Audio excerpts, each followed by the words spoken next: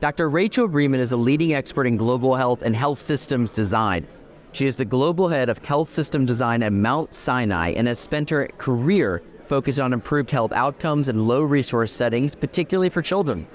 Today, we are honored to have Dr. Vreeman join us to discuss the future of global healthcare, innovation, and equity in health systems. Awfully important conversation. Welcome to the Swift Hour. Thank you so much. Let's talk a bit about the health equity specifically. Yeah. Costs higher than they've ever been. What are some of the big challenges currently that you are facing day to day in achieving genuine health equity? It is incredibly important to us, and really our key vision at the Arnold Institute for Global Health at Mount Sinai, that we work to achieve better health access for all, and that the healthcare that's being accessed is of the highest quality. And we want that to be true even for really vulnerable populations in parts of the world that don't have access and don't have a lot of high quality healthcare available to them. So in that sense, like really working with government partners, academic partners, and their public-facing health systems to try to simultaneously improve access to care and improve the quality of those services, and to not only do that at the level of a national hospital or the biggest, most fancy hospital, but all the way down to the community, whether that looks like nurses that come to the door of a family living in a small village, or health centers that do actually have essential medicines available when people are able to get to them. So across that whole continuum of care, we're working to try to grow equitable systems that can be sustained in some of the world's poorest places. Not to be overly simplistic though with this question, put into context, where are we in our journey to successfully achieving this? Are we in a good place today? Are we behind? Are we not where we need to be? Give an assessment. I don't think we are where we need to be across the board. We've had incredible gains in particular areas. I'm a pediatrician who's worked in HIV for a long time, and over the last 20 years, we have seen some incredible growth in systems to help us prevent and treat HIV effectively. I now have, whereas I used to have babies and little kids in places like Kenya, where I've worked for a long time, who were infected with HIV, now those same kids are becoming adults, and that's the privilege of my career. So we've managed to make this work in certain disease areas and in certain places, but it's a really time for us to consider what it looks like to invest in primary care and in prevention, in thinking about what's needed to, across the lifespan, from the time a baby is born all the way through adulthood, to provide the kinds of access to health services that are going to keep a child and then an adult on a healthy road. We've put a lot into how to, best address the issue when you have a heart attack or you're diagnosed with cancer. And those are, of course, critical goals to keep doing work on and going. But we also know how to prevent those heart attacks. We know how to catch diabetes early.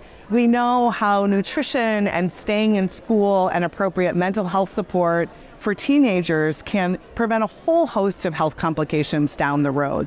So it's that kind of refocusing that we really need to not be behind and to really get to where the world needs to be for the future generation. No, so how do you balance then the focus of advancing preventative health when we still haven't really achieved health equity at its basic level in a more reactive way? That's a great question. So we work, for example, in a partnership in Guyana, where we're working with the government of Guyana and the Ministry of Health on their national health system strengthening. And one thing that they have chosen to do there that I think is really an innovative vision is to not just work on strengthening and improving the services at the highest national hospital level, which is important and does need to happen. And we are working on that. We have some of Mount Sinai's best physicians working on helping with them and the leadership of the hospital to improve the system. And at the same time, we're putting in place things like school-based health screenings and strengthening the preventive and primary services that are happening across every single region of Guyana. So it can't be an either-or question. You really have to think about how to move across that continuum. Because it has been an either-or question. Yes. You look, for instance, at breast cancer rates between Latin America and the Caribbean and the United States, and because of that lack of preventative care, you still have such high death rates to breast cancer. Absolutely. And, we should be able to provide appropriate, high quality, best-in-class treatment for cancers like breast cancer and cervical cancer and prostate cancer, the top 3 killers of people from cancer in the Americas, as you were saying right now. And at the same time, there's so much that can be done. HPV vaccines prevent cervical cancer. Screening can be done for breast cancer and cervical cancer and prostate cancer much, much earlier. And so if you can build those systems in place as well at a community level, making them accessible, making them affordable, helping people to understand from a health education perspective that they're needed, you can really tackle the problem all the way across that continuum.